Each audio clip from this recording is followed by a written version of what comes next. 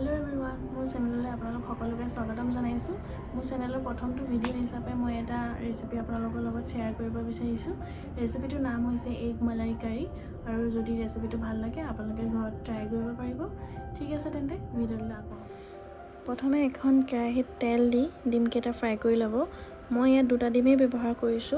আপোনালোকে যেজন আছে সেইজনৰ জোখাৰে ডিম লৈ ল'ব আৰু ডিম কেটা নিমখ হালধি দি ভালকৈ হানি ৰঙচুৱাকৈ ফ্ৰাই কৰিব। তাৰপিছত এটা মিক্সাৰ জাৰত এটা বিলাহী এটা আৰু তাতকৈ অলপ বেছি দিছোঁ মই আদা নহৰু খুন্দিলে 1 চামুচৰ সমান হ'ব আৰু কাজু এক মুঠি নহয় আৰু অলপ। তাৰপিছত পিয়াজ এটা মিডিয়াম সাইজৰ আৰু এডোখৰ ভোট জলকীয়াটো অপচনেল হয়। মই ভোট জলকীয়া দিছোঁ, আপোনালোকে কেঁচা জলকীয়া দিব পাৰে বা নিদিলেও কোনো কথা নাই। তাৰপিছত মই ভালদৰে পেষ্ট কৰি ল'ম। তাৰপিছত কেৰাহী গৰম হোৱাৰ পাছত মই সেই পেষ্টখিনি দি দিলোঁ। দি ভালদৰে লৰাম।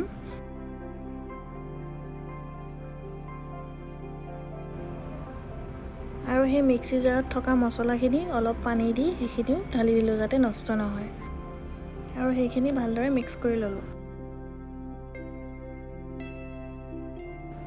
তাৰপিছত সেই পেষ্টখিনিত 1 টিস্পুন হালধি পাউডাৰ 1 টিস্পুন জিৰা পাউডাৰ 1 টিস্পুন ধনিয়া পাউডাৰ দি ভালদৰে মিক্স কৰি লৈছোঁ।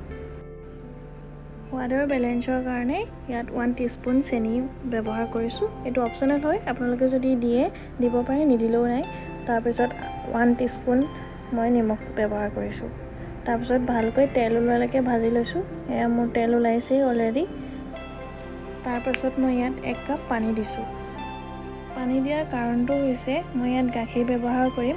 গাখীৰ যদি গৰমে ঢালি দিওঁ তেতিয়া গাখীৰখিনি ফটা চান্স থাকে, সেইবাবে মই পানী ব্যৱহাৰ কৰিছোঁ। পানী দিয়াৰ পাছতেই মই লগে গাখীৰ ঢালি দিলোঁ। গাখীৰ ঢলাৰ পাছত ভালদৰে লৰাই উতল অহাৰ পাছত মই ইয়াত ডিমখিনি দি দিছোঁ। ডিমখিনি দিয়াৰ পাছতে ইয়াত মই অলপমান কচুৰি মেথি ব্যৱহাৰ কৰিছিলোঁ, যিটো ক্লিপ ল'বলৈ মোৰ থাকি গ'ল। তাৰপিছত ইয়াত আমুলৰ ফ্ৰেছ ক্ৰীমটো অকণমান দিছোঁ। এইটোও অপচনেল হয়, দিলেও দিব পাৰে বা নিদিলেও নিদিব পাৰে। ঘি দিছোঁ, ঘি দিলে সোৱাদটো বহুত ধুনীয়া আহে। আপোনালোকে ঘি সলনি বাটাৰো ব্যৱহাৰ কৰিব পাৰে।